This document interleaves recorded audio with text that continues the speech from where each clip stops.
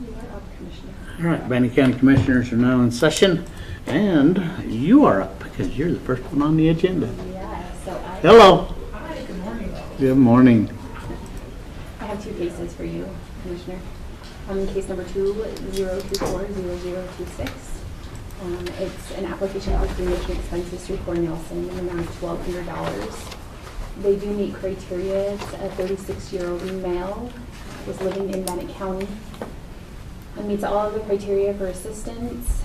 Bannock County is a last resource for payment of this final expense, and there is no responsible party available for repayment of that request. And then for case number 20240027, it's an application for cremation expenses through Wilkes Funeral Home in the amount of $1,200. He meets all of the criteria. It's for a 45-year-old male. He's homeless, Bannock County resident. Does meet all of the criteria. Bannock County is the last resource for payment of this final expense, and there is no responsible party available for payment of this request at this time. Questions? Nope. Motion? Mr. Chair, I'd move that we approve case number 20240026 and 27 as presented. We have a motion. All in favor say aye. Aye. Aye. Aye.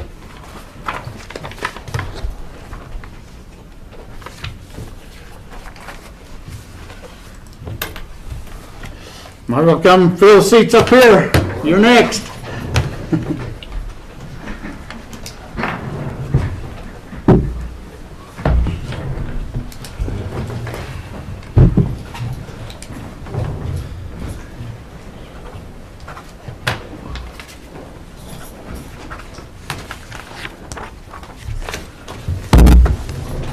All right. Go ahead and introduce yourselves and for the record. All right, good morning, Commissioners. Mr. Dixon. I'm Javier Gabiola. I'm judge here in Bannock County. I also preside over the Wood Court Treatment Program. To my left is Jimmy Gentry, our District 6 Manager for Probation and Parole. To his left is Katie Avehauser. She's our magnificent Treatment Court Coordinator for the Wood Court Program. To my right, I have Sterling Jones. He is a recent graduate of the Wood Court Program. And we asked him to be here today to give you a little idea of what he thinks Wood Court's about, what it is about. I thought it'd be better than having you listen to my hot air and actually hear from somebody who's been through the program. So as you know, we're here to request your approval for our annual budget. The Director of the Department of Corrections has awarded us $300,000 for our annual budget, fiscal year 24-25. And we're here to have you approve that. Okay. Before you decide that, Mr. Jones, if you'd like to say a few words about your thoughts about the Wood Court program. All right, thank you. Good morning, gentlemen, ma'am. It's an honor to be here and maybe just to share with you briefly about my experience with Wood Court. Of course, I could give you a life testimony, but I'm not going to do that. I just want to focus on how effective the Wood Court program was for me personally. Looking back over the last year and a half or so of my participation in the program, I've kind of looked at various aspects of the program and what it offered, and it restructured my life in a nutshell. But I started learning early on that the disciplines of the program and the cognitive change that began happening in me through the courses that I took, the counseling that was offered, one-on-one sessions, time spent with other peers in group settings with somebody to facilitate those groups and teach me things about my thinking and my lifestyle and my choices. It was amazing to me how quickly I started employing some of those things. Even at work, I started using like DBT skills and telling myself to slow down and be mindful and think about this and weighing out pros and cons of my choices and then even reflecting back on how I could have maybe done things differently in the past had I had those skills.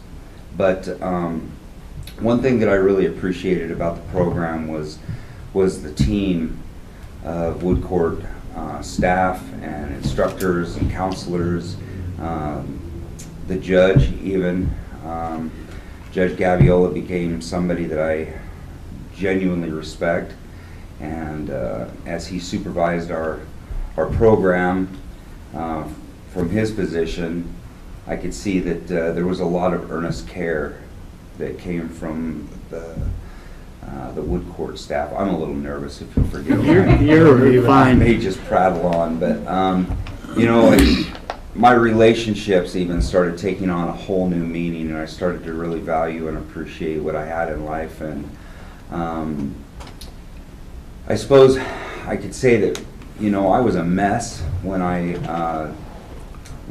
entered Bannock County Jail, and then had this opportunity to change, and it really, of course, I embraced change because I was really ready, and the Wood Court team made sure that I was ready. They screened me ahead of time and counseled me even while I was incarcerated, and then when I got out, it was overwhelming. My first meeting with Katie, just it was a lot to take in, you know, like what would be expected of me, and what the next steps were in participating. But I can assure you that everything, even the transitional housing that was offered, were important key elements of my success. I really didn't have anywhere to go or anywhere to stay, and having some of those immediate needs taken care of so that I could focus on things like recovery and rebuilding my life and finding a job and not having to worry about where my next meal was going to come from, and getting assistance with housing, and just step by step, everything that came together through what Wood Court offered me helped me to rebuild my life, and it has. I've celebrated over 2.5 years now, clean and sober.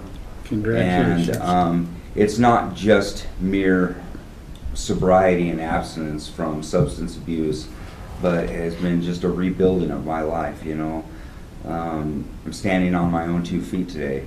I got married 2 weeks ago, and even that relationship is just a measurable evidence of success in recovery.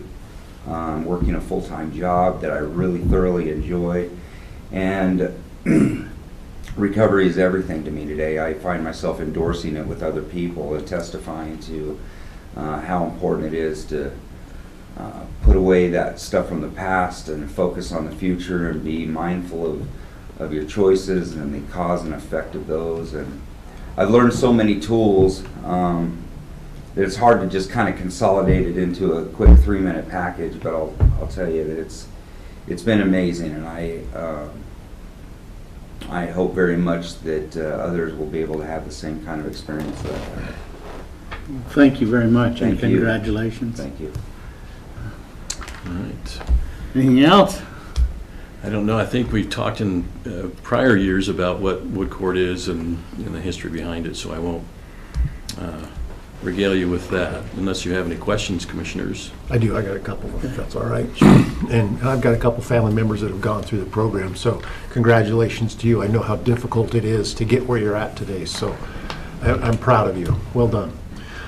One of the concerns that I've had as I've watched family members go through the program is trying to balance the outside life, meaning job responsibilities, with the demands of Wood Court. And sometimes I feel like the system is almost not set up to help you succeed, because you're having to spend so much time going to Wood Court, which is a good thing, and I'm a supporter of the program, so don't misunderstand my question. But is there a better way to balance some of the demands of the outside world with the treatment, the things that you guys are trying to do? And that's just an observation, so I would appreciate your thoughts on that, both of you. Yeah, well, when we have a participant start Wood Court, we don't expect them to get a job right out of the gate. We give them time to do that, and we're cognizant of the fact that they're drinking from a fire hose. They're overwhelmed, as Sterling was, and he's not unique. All of them are.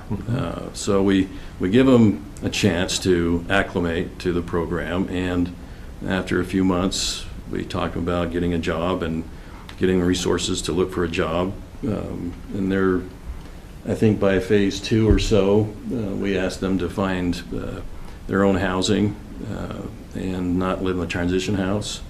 So we understand that they've got a lot on their plate. And so we're always working towards making sure they have enough time to acclimate to Wood Court. And each person's unique. Yeah. So it's a person-by-person basis in which we decide, okay, it's time now to get a job, it's time now to look for outside housing. I would say the other piece to it too is that usually when you start the program, you're working from intensive outpatient services, right? So you have a lot of obligations with Wood Court. As you progress through the program, that decreases, so that allows more time for you to enjoy some of the, life outside of Wood Court. So I think that that's another piece to it that can help support navigating it, making sure that you have that life along with Wood Court and those kind of meet together. What was your experience with it? I wanted to say that, yeah, it's a lot, but I have yet to meet an employer that isn't really supportive of a person's recovery, I interviewed at a number of different places, and all of them seemed very intent on me participating in the program, doing what I needed to do. It really just comes down to honest communication and what are my priorities, If recovery is my #1 priority, then I'm going to find a way to make it work, whether it means I need to make a job change or visit with the Wood Court team about maybe taking a morning class instead of an afternoon class, but there is some flexibility to it in a way that you can make it work, most definitely. Okay.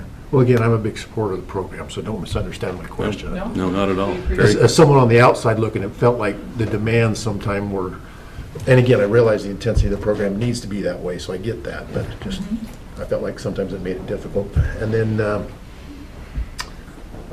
last question was, what was your aha moment that you finally said, I'm done? Because in my experience, there's the bottom, and then there's another bottom, and then there's another bottom. So what was your aha moment? I suppose when Cody Cottom was my attorney, public defender during the time that I was getting started with all this, and when he came to me and said that there is an opportunity for you to enter the Wood Court program, I suppose I had been thinking an awful lot about, this could keep going on for years if I allow it to, but it was right then that I think I decided this is what I want. I want genuine change. I'm just going to jump in both feet and make this happen. And so it came really early for me. Cool. Jail is not a pleasant place to be by any means, but I think really important to me was just recognizing, spending some time there and realizing what I was losing and how much potential I was throwing away, and then being given the gift of this opportunity. I just latched on, grabbed hold, and wanted the change. Good. Well, again, congratulations. Well done. Keep up the good work. I know it's a daily fight, so. It's worth it. Yep. Thank you. So along that line a little bit, the qualifications, how do you qualify to be in Wood Court? So they have to have a mental health condition and substance use diagnosis, and we don't allow participants that have had a history of violent crimes, and that's really it. And actually, I should step back and say that participants that have been to prison and also been on the retained jurisdiction program. So, and that's historically, as you know, Joanne Wood, I know you probably know or heard of her. She was the legislator that started this, or the funding at least, from the legislature for this specific program. She had a relative, as I remember, that was in that sort of condition or situation where he'd been in and out of prison, been on a retained jurisdiction throughout the courts, and we take those folks who are high risk and give them that opportunity based on that history. So,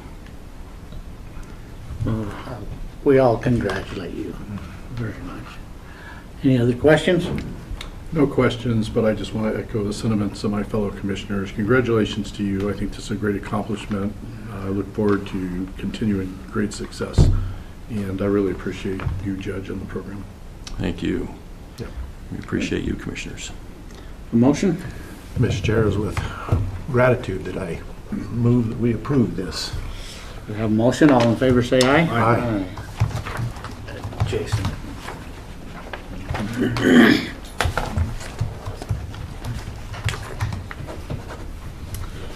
Well, congratulations. Thank you Good all. fight.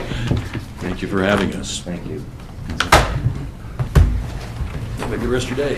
Thanks. You too. Thanks for your time. All right, next we have an agreement with Nexus Lexus, an amendment number 15 to the food service contract, both of them dealing with the jail.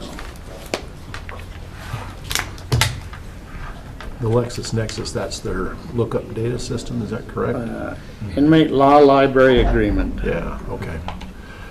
All right, Mr. Chair, I move that we approve the LexisNexis agreement and the amendment to the food service agreement. We have a motion, all in favor say aye. Aye.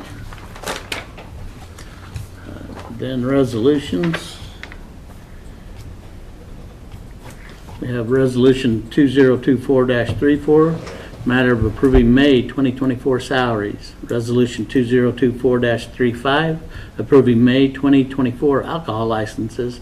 And resolution 2024-36, approving tax cancellation requests. Mr. Chair, I move that we approve resolutions 2024-34, -35, and -36. We have a motion, all in favor say aye. Aye. Aye.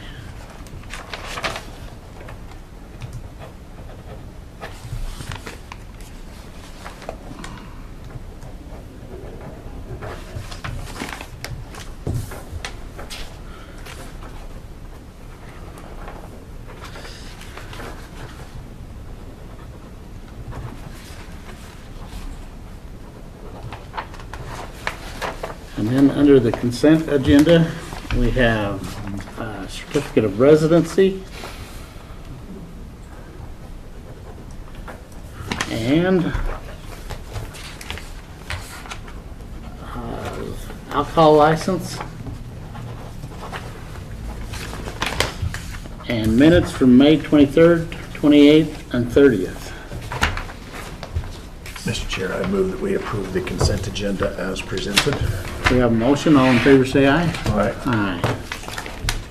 With that being said, we'll be at recess until 11 a.m. when we have a bid opening.